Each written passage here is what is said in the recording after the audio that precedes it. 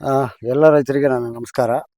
ಇವತ್ತು ನಮ್ಮ ಸ್ನೇಹಿತರಾದಂಥ ಶ್ರೀಪಾದ್ ಮುರಡಿ ಮತ್ತು ಆ, ಬಸವರಾಜ್ ಅರಳಿ ಮರದವರೆಲ್ಲ ಆ, ಒಳ್ಳೆ ಪ್ರಗತಿಪರ ರೈತರು ನಮ್ಮ ತೋಟಕ್ಕೆ ಬಂದಿರೋದ್ರಿಂದ ಅವರಿಗೆ ನನ್ನಲ್ಲಿರ್ತಕ್ಕಂಥ ಕೆಲವು ರಸಾಯನಗಳನ್ನು ಅಂದರೆ ಕೆಲವು ದ್ರಾವಣಗಳನ್ನು ನಾನು ಪರಿಚಯ ಮಾಡಿಸ್ಲಿಕ್ಕೆ ಇಷ್ಟಪಡ್ತೀನಿ.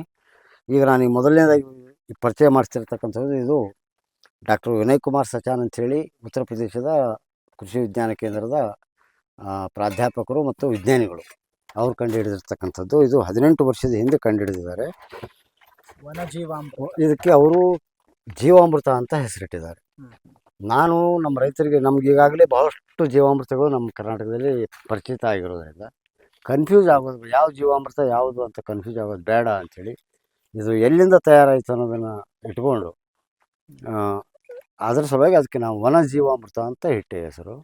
ಕಾರಣ ಏನಂದರೆ ಇದು ಯಾವ ಥರ ಇದನ್ನು ತಯಾರು ಮಾಡಿದರು ಮುಖ್ಯವಾಗಿ ಮೊದಲು ಅಂದರೆ 70-80 ಕಾಡಿನಲ್ಲಿ ಅಡ್ಡಾಡಿ ಅಲ್ಲಿರ್ತಕ್ಕಂಥ ಒಳ್ಳೆ ಹಣ್ಣಿನ ಮರಗಳಾಗಲಿ, ಆಲದ ಮರ, ಬೇಲದ ಮರ ಅಂತ ಏನಿದಾವೆ ಮರಗಳು, ಅಲ್ಲಿ ಕೆಳಗಡೆ ಇರ್ತಕ್ಕಂಥ ಸೂಕ್ಷ್ಮ ಜೀವಿಗಳನ್ನು ತಂದಿರೋದ್ರಿಂದ ಅದಕ್ಕೆ ನಾವು ವನ ಅಂತ ಹೆಸರಿಟ್ಟು, ಕಾಡಲ್ಲ ಅದು, ಹೀಗಾಗಿ ವನಜೀವಾಮೃತ ಅಂತ ನಾನು ಹೆಸರು ಕೊಟ್ಟಿನಿ ಸರ್. ಅವರು ನಮ್ಮ ವಿನಯ್ ಕುಮಾರ್ ಸಚಾನರು ಜೀವಾಮೃತ ಅಂತಲೇ ಕರೀತಾರೆ. ಬಟ್ ಇದು ವಿಶೇಷ ಗುಣಗಳು ಏನಂತಂದರೆ ಇದು 1 ಎಕರೆಗೆ 20 ಲೀಟ್ರ್ ಕೊಟ್ಟರೆ ಸಾಕು. ದನಕರುಗಳಿಲ್ಲದಂಥ ರೈತರಿಗೂ ಸಹ ಒಂದು ಸರಳವಾಗಿ ಮಾಡ್ತಕ್ಕಂಥ ಒಂದು ದ್ರಾವಣ ಇದು. ಇದನ್ನು ಅವ್ರು ಕಂಡುಹಿಡಿದಿರೋದು 70-80 ಭಾಗದಿಂದ ತಂದಂಥ ಮಣ್ಣಿನಲ್ಲಿರ್ತಕ್ಕಂಥ ಸೂಕ್ಷ್ಮ ಜೀವಿಗಳನ್ನು ಒಂದು ಕಡೆ ಸೇರಿಸಿ ಅದನ್ನು ಡೆವಲಪ್ ಮಾಡಿ ಅವರು ಲ್ಯಾಬ್ನಲ್ಲಿ ಮತ್ತು ಪ್ರಾಯೋಗಿಕವಾಗಿ ತಮ್ಮ ಫಾರ್ಮ್ನಲ್ಲಿ ಎಲ್ಲ ಪ್ರಯೋಗ ಮಾಡಿ 1 ಎಕರೆಗೆ ಇಷ್ಟಾದ್ರೆ ಸಾಕು ಅಂಥೇಳಿ ನಮ್ಮ ರೈತರಿಗೆ 20 ಲೀಟ್ರ್ 1 ಎಕರೆಗೆ ಸಾಕು ಪ್ರತಿ ವರ್ಷ. ಇದನ್ನು ಕೊಟ್ಬಿಟ್ರೆ ನೀವು ಆ ವರ್ಷ ಪೂರ್ತಿ ಯೂರಿಯಾ ಹೊರತುಪಡಿಸಿ, ಯೂರಿಯಾ ಒಂದು ಬಿಟ್ಟು ಉಳಿದಂಥ ಏನು ಮೇನ್ ಪೋಷಕಾಂಶಗಳಿದಾವೆ, ಪೊಟ್ಯಾಷ್ ಆಗಲಿ, ರಂಜಕ ಆಗಲಿ, ಅದ್ರ ಜೊತೆಗೆ ಲಘು ಪೋಷಕ, ಎಲ್ಲ ಪೋಷಕಾಂಶಗಳಲ್ಲಿ ಇದರಲ್ಲಿ ಇದಾವೆ. ಹೀಗಾಗಿ ನಾನು ಈಗಾಗಲೇ ಹೆಚ್ಚು ಕಡಿಮೆ 1 ವರ್ಷದಿಂದ ನಾನು ಇದನ್ನ ನಮ್ಮ ಬೆಳೆಗಳಲ್ಲಿ ಪ್ರಯೋಗ ಮಾಡ್ತಾಯಿದ್ದೀನಿ, ಸಕ್ಸಸ್ಸು ಕೂಡ ಆಗಿದ್ದೀನಿ. ಇದು ದನಕರುಗಳಿಲ್ಲದಂಥ ರೈತರಿಗೆ ಇದು ಭಾಳ ಒಂದು ಒಳ್ಳೆಯ ಒಂದು ದ್ರಾವಣ ಅಂದರೂ ಅಡ್ಡಿಯಿಲ್ಲ. ಇದನ್ನು ಪ್ರಾರಂಭದಲ್ಲಿ ನಾವು ಮಾಡಬೇಕಂತಂದರೆ, ನಾವು ತೊಗೊಂಡು ಹೋಗಿ ಮಾಡಬೇಕಂತಂದರೆ 1 ಎಕರೆಗೆ ನಮ್ಮಂಥ ತಯಾರು ಮಾಡಿದಂಥ ರೈತರಿಂದ 2 ಲೀಟ್ರ್ ಹೆಪ್ಪಿಗಾಗಿ ಒಯ್ಬೇಕಾಗ್ತದೆ. ಅಕಸ್ಮಾತ್ ನಿಮಗೆ 15 ದಿನದೊಳಗೆ ತಯಾರಾಗಬೇಕಂತಂದರೆ 1 ಎಕರೆಗೆ 5 ಲೀಟ್ರ್ ನಮ್ಮಿಂದ ತೊಗೊಂಡು ಹೋಗ್ಬೇಕಾಗ್ತದೆ. ನಮಗೆ 25 ದಿನ ಆದರೂ ಪರವಾಗಿಲ್ಲ ಅಂದರೆ 2 ಲೀಟ್ರ್ ಆದರೆ ಸಾಕಾಗ್ತದೆ. ಇಲ್ಲ ನಮಗೆ 45 ದಿನ 2 ತಿಂಗಳಿಗೆ ತಯಾರಾಗಲಿ ಅನ್ನೋರಿಗೆ 1 ಲೀಟ್ರ್ ತೊಗೊಂಡು ಹೋದ್ರೆ ಸಾಕಾಗ್ತದೆ. ಇದನ್ನು ನಾವೇನು ಮಾಡ್ತೀವಿ, ಆದಷ್ಟು ಸ್ವಲ್ಪ ಜಲ್ದಿ ಆ ಕಡೆ ದೂರನೂ ಬೇಡ, ಸಮೀಪನೂ ಬೇಡ, ಮಧ್ಯದಲ್ಲಿ ಆಗಲಿ ಅನ್ನೋ ಕಾರಣಕ್ಕಾಗಿ ನಮ್ಮ ಬಂದಂಥ ರೈತ ಸ್ನೇಹಿತರಿಗೆ 2 ಲೀಟ್ರ್ 1 ಎಕರೆಗೆ ತೊಗೊಂಡು ಹೋಗ್ರಿ. ಇದನ್ನು ಒಂದು ಬ್ಯಾರಲ್ನೊಳಗೆ 20 ಲೀಟ್ರ್ ನೀರು ಹಾಕಿ ಅದರಲ್ಲಿ 3.5 kg ಬೆಲ್ಲ ಅಥವಾ ಸಕ್ಕರೆ ಅಥವಾ ಯಾವುದೇ ಒಂದು ಹಿಟ್ಟು ಇಷ್ಟು ಹಾಕಿದಾಗ ಇದು 25ನೇ ದಿನಕ್ಕೆ ರೆಡಿ ಆಗ್ತದೆ. ಬರೀ ಹಿಟ್ಟು ಹಾಕಿದರೆ ಏನಾಗ್ತದೆ ಅಂದರೆ ಹಿಟ್ಟು ಅದು ಕರಗಿ ನ್ಯಾನೋ ರೂಪ ತಾಳಬೇಕಂತಂದರೆ ಆ ನ್ಯಾನೋ ರೂಪ ತಾಳಿದ ಮೇಲೆ ಅಲ್ಲಿ ಗ್ಲುಕೋಸ್ ಹುಡ್ತದೆ. ಗ್ಲುಕೋಸ್ ಅದಕ್ಕೆ ಸಿಗಬೇಕು ಬ್ಯಾಕ್ಟೀರಿಯಾಗೆ. ಹೀಗಾಗಿ ಲೇಟ್ ಆದರೆ ಇಲ್ಲಿ ಬ್ಯಾಕ್ಟೀರಿಯಾಗಳಿಗೆ ಆಹಾರ ಇಲ್ಲದೆ ಸಾಯೋ ಚಾನ್ಸಸ್ ಇರೋದರಿಂದ ನಮಗೆ ಹಿಟ್ಟು ಒಂದು ಹಾಕೋ ಬದಲಾಗಿ ಅರ್ಧ ಬೆಲ್ಲ ಅರ್ಧ ಹಿಟ್ಟು ಹಾಕಿದ್ರೆ ನಡೀತದೆ. ಬೇಡ ಅದು ಹಿಟ್ಟು ಬೇಡಪ್ಪ ನಮಗೆ ಎಕ್ದಮ್ ಡೈರೆಕ್ಟ್ ಸಿಗಲಿ ಅನ್ನೋದಾದರೆ ಹಿಟ್ಟು ಹಾಕೋದಕ್ಕಿಂತ ಸ್ವಲ್ಪ ಸಸ್ತಾ ಆಗ್ತದೆ, ಬೆಲ್ಲ ಅಥವಾ ಸಕ್ಕರೆ ಹಾಕೋದು ಭಾಳ ಯೋಗ್ಯ. ಆಮೇಲೆ ಇವರ ಪದ್ಧತಿಯಲ್ಲಿ ಸಾವಯವ ಅಂತ ಬೆಲ್ಲ ತರೋದಾಗಲಿ ಸಾವಯವ ಸಕ್ಕರೆ ತರೋದು ಏನಿಲ್ಲ.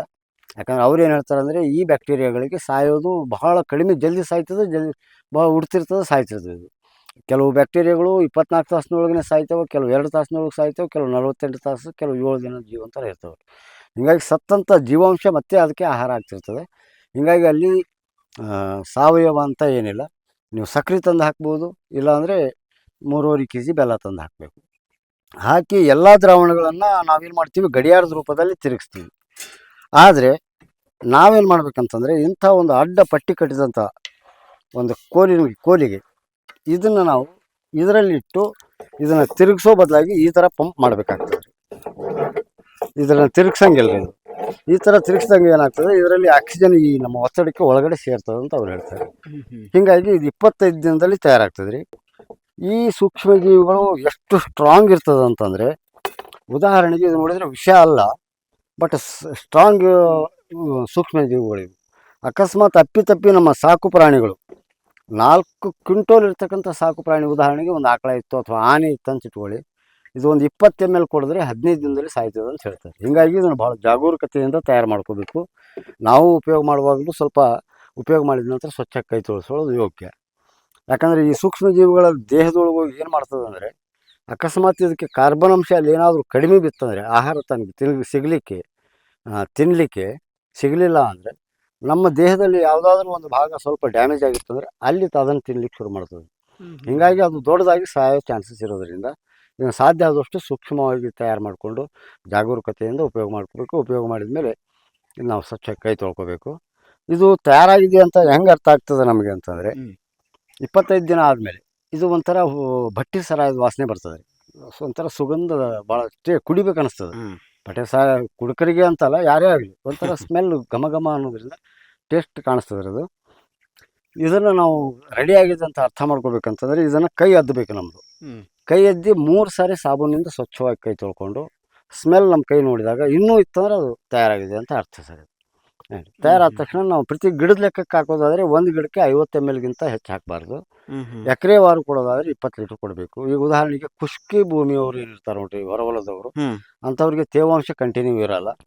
ಅವಾಗ ಮಳೆ ಬಂದಾಗ ಹಸಿ ಆಗಿರ್ತದಲ್ಲ, ಆ ಸಂದರ್ಭದಲ್ಲಿ ಒಂದು 50-60 kg ಮಣ್ಣು ಅಥವಾ ಸಗಣಿ ಗೊಬ್ಬರದಲ್ಲಿ ಇದನ್ನು ಮಿಕ್ಸ್ ಮಾಡಿಕೊಂಡು ಇಡೀ ಭೂಮಿಗೆ ನಾವೇನು ಗೊಬ್ಬರ ಚರಗ ಚೆಲ್ತೀವಿ ಅಂತ ಕರಿತೀವಲ್ಲ, ಆ ಥರ ಚೆಲ್ಲಿ ಮತ್ತೆ ಮಡಿಕೆ ಕುಂಟೆ ಹೊಡ್ಕೊಂಬಿಟ್ಟು ಮಣ್ಣಿನಲ್ಲಿ ಸೇರಿಸ್ಬಿಟ್ರೆ ಈ ಸೂಕ್ಷ್ಮಜೀವಿಗಳು ಒಳಗಡೆ ಸೇರ್ಕೊಂಡ್ಬಿಡ್ತವೆ.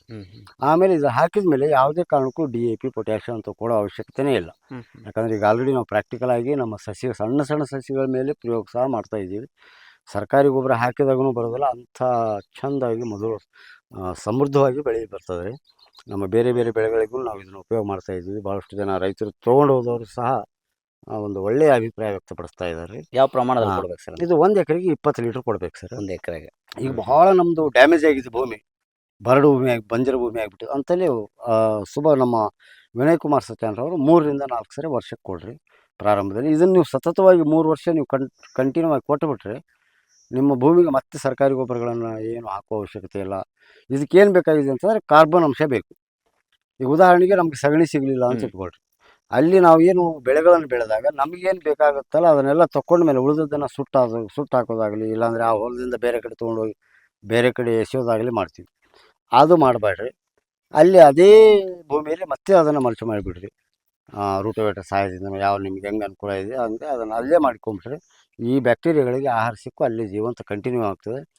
ಮುಂದೆ ನೀವು ನಿಮ್ಮ ಭೂಮಿನ ಮೊದಲೇನು ನಾನು 70 ವರ್ಷದ ಹಿಂದೆ ನಮ್ಮ ಭೂಮಿಗಳು ಫಲವತ್ತಾಗಿದ್ದು ಆ ಫಲವತ್ತೆ ಬರಲಿಕ್ಕೆ ಸಾಧ್ಯ ಇದೆ ಅಂತಾರೆ. ಈಗ ನಮ್ಮ ಸ್ವಲ್ಪ ದಿನದೊಳಗೆ ನಾವು ಇದನ್ನು ಅನುಭವಿಸಿದಂಥದ್ರೂ ನಮಗೆ ಈಗಾಗಲೇ ಸಂಪೂರ್ಣ ಮಣ್ಣದಟ್ಟಾಗಿದೆ. ಮುಂದೆ ಭೂಮಿಗಳು ಡೆವಲಪ್ ಆಗಲಿಕ್ಕೆ ಸಾಧ್ಯ ಇದೆ. ಈಗ ಒಂದ್ಸಲ ತಯಾರಾದ್ಮೇಲೆ ನೆಕ್ಸ್ಟ್ ದಿವಸವರೆಗೂ ಶೇಖರಣೆ ಮಾಡ್ಕೋಬೋದು. ಇದು ನೋಡ್ರಿ ತಯಾರಾದ್ಮೇಲೆ ಈಗ 3 ತಿಂಗಳ ತನಕ ಮತ್ತೆ ಹಾಕೋದಿರೋದಲ್ಲ ನಮ್ಮ ತೋಟಕ್ಕೆ. ಅವಾಗ ಇದನ್ನ ಏನು ಮಾಡ್ಬೇಕಂತಂದರೆ ಸ್ವಲ್ಪ ಇಲ್ಲಿ ತಾಳ್ಮೆ ಬೇಕಾಗ್ತದೆ ರೀ, ಆಮೇಲೆ ಸಮಯ ಪಾಲನೆ ಬೇಕಾಗ್ತದೆ. ಅವ್ರೇನು ಹೇಳ್ತಾರೆ ಅಂದರೆ, ಈಗ 3.5 kg ಬೆಲ್ಲ ಇದೆ, ಈಗ ನಾವು ಮತ್ತೆ 20 ಲೀಟ್ರ್ ತಯಾರು ಮಾಡ್ಬೇಕಾದ್ರೆ ನಮ್ಮಲ್ಲಿ ಉಳಿದಿರ್ತದೆ 2 ಲೀಟ್ರ್ ಕಲ್ಚರನ್ನು, ಅದನ್ನು ಮತ್ತೆ ಆ ನೀರಿನೊಳಗೆ 20 ಲೀಟ್ರ್ ನೀರಿನೊಳಗೆ ಸೇರಿಸ್ಕೊಂಡು ಅದರಲ್ಲಿ 3.5 kg ಬೆಲ್ಲನ ನಾವು ಎಷ್ಟು ದಿನಕ್ಕೆ ಹಾಕ್ತೀವಿ ಮುಂದೆ ಅನ್ನೋದನ್ನು ನಾವು ಅದನ್ನು 15 ದಿನಗಳ ಒಂದು ಭಾಗ ಮಾಡ್ಕೋಬೇಕು. ಉದಾಹರಣೆಗೆ ನಾವು 3 ತಿಂಗಳಕ್ಕೆ ಅಂತೀವಿ ಇಟ್ಕೊಳ್ರಿ, ಇವತ್ತು ಹಾಕಿದ್ಮೇಲೆ ಮತ್ತೆ 3 ತಿಂಗಳಿಗೆ ಹಾಕ್ತೀವಿ ಅಂದರೆ 90 ದಿನಗಳು. ಅದರಲ್ಲಿ 6 ಭಾಗಗಳಾಗ್ತದೆ. 15 ದಿನಕ್ಕೊಂದ್ಸಲ ಭಾಗ ಮಾಡಿದ ಆ 6 ಭಾಗಗಳಲ್ಲಿ ಈ ಬೆಲ್ಲ 3.5 kgನ 6 ಭಾಗ ಮಾಡ್ಕೋಬೇಕು. ಅದು ಹೆಚ್ಚು ಕಡಿಮೆ 600 ರಿಂದ 700 ಗ್ರಾಮ್ ಬರ್ತದೆ ರೀ. ಆ ಭಾಗಗಳನ್ನು ಇವತ್ತು ಒಂದು ಭಾಗ ಹಾಕಿ ಈಗೇನು ನಾವು ಕೋಲ್ ತೋರಿಸಿದ್ರೆ ಅದರಿಂದ 2 ಸರಿ ತಿರುಗಿಸ್ತಾ ಇರಬೇಕು. 10 ದಿನದವರೆಗೂ ಆ ಥರ ತಿರುಗಿಸ್ಬೇಕು. ಮತ್ತೆ 5 ದಿನ ಅದನ್ನು ತಿರುಗಿಸೋದನ್ನು ಸ್ಟಾಪ್ ಮಾಡಿದಾಗ ಇಲ್ಲಿ ಒಂದು ಲೇಯರ್ ಬರ್ತದೆ ರೀ. ಏನ್ರಿ ಅದು ಚರ್ಬಿ ಅಂತಾನೂ ಕರೀತಾರೆ, ಕೆಲವು ಒಂಥರ ಗಟ್ಟಿ ಪದಾರ್ಥ ಕೆನೆ ಥರ ಬರ್ತದೆ. ಆ ಕೆನೆ ಎಲ್ಲ ಏರೋಬಿಕ್ ಬ್ಯಾಕ್ಟೀರಿಯಾ, ಇಲ್ಲಿ ಏನು ಬಂದಿದೆ ನೋಡ್ರಿ ಕೆನೆ ಥರ, ಇದು ಸತ್ತ ಬ್ಯಾಕ್ಟೀರಿಯಾಗಳ ಜೀವಾಂಶ ಅಂತ ಕರೀತಾರೆ, ಡೆಡ್ ಇದು. ಇವನ್ನ ತೆಗೆದು ಹೋಗುದು ಬಿಡೋದು, ಒಂಥರ ಚರ್ಮದ ಥರ ಆಗ್ತದೆ ಇದು. ತೆಗೆದು ಹೋಗೋದು ಮತ್ತೆ 15ನೇ ದಿನಕ್ಕೆ ಮತ್ತೆ ಅದರ 2ನೇ ಭಾಗ ಬೆಲ್ಲ ಹಾಕೋದು, ಮತ್ತೆ ಅದೇ ಥರ 10 ದಿನ ಮಾಡ್ಕೊ ಈ ಥರ ಅದನ್ನು ಮಾಡ್ಕೊತ ಹೋದರೆ ಇಲ್ಲಿರ್ತಕ್ಕಂಥ ಈ ಬ್ಯಾಕ್ಟೀರಿಯಾಗಳು ಜೀವಂತ ಇರ್ತದೆ. ಆಮೇಲೆ ಕಾಪಾಡೋದು.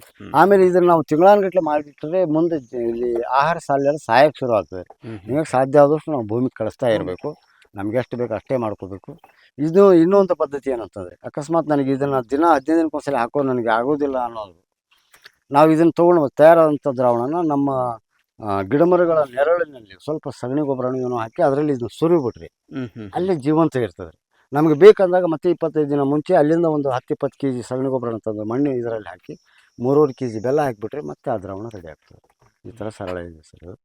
ಈ ಥರ ಮಾಡಿ ಕೊಡ್ಬೇಕಂತ ಹೇಳ್ತಾರೆ. ನಾವಂತೂ ಇತ್ತೀಚೆಗೆ ಕಂಟಿನ್ಯೂ ಆಗಿ ನಮ್ಮ ಭೂಮಿಗೆ ಉಪಯೋಗಿಸ್ತಾ ಇರೋದ್ರಿಂದ ಖಾಲಿ ಆಗ್ತಿರ್ತದೆ. ಭಾಳಷ್ಟು ಸ್ನೇಹಿತರು ತೊಗೊಂಡು ಹೋಗ್ತಿರ್ತಾರೆ. ಏನು 200 ಲೀಟರ್ ನೀರಿಗೆ ಹಾ. 2 ಲೀಟರ್ ಕಲ್ಚರ್, ಈ 20 ಲೀಟ್ರ್ ನೀರಿಗೆ ಸರ್. 20 ಲೀಟರ್ ನೀರಿಗೆ 2 ಲೀಟರ್ ಕಲ್ಚರ್. ಹಾಂ ಸರ್. ಬೆಲ್ಲ ಬೆಲ್ಲ 3.5 kg. 3.5 kg ಬೆಲ್ಲ. ಬೆಲ್ಲ ಅಥವಾ ಸಕ್ಕರೆ ಆದರೂ 3.5 kg.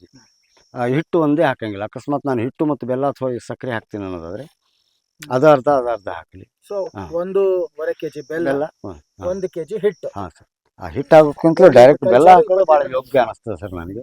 ಯಾಕಂದರೆ ಹಿಟ್ಟು ಕರಗಬೇಕಂದ್ರೆ ಭಾಳ ದಿನ ಬೇಕು, ಲೇಟ್ ಆಗ್ತದೆ. ನಮ್ದು ಅಲ್ಲಿವರೆಗೂ ಇರೋದಿಲ್ಲ, ವೇಸ್ಟ್ ಆಗ್ತದೆ. ಅದಕ್ಕಿಂತಲೂ ಸರಳವಾಗಿ ಸಸ್ತ ಸಿಗ್ತದೆ ರೀ. ಈಗ ಹಿಟ್ಟು ತರಬೇಕಂದ್ರೆ ಇವತ್ತು ನಾವು ಜೋಳದ ಹಿಟ್ಟು ಹಾಕಿದ್ರು 40ರಿಂದ 50 ರೂಪಾಯಿ ಮೇಲ್ಪಟ್ಟು ಸಿಗ್ತದೆ.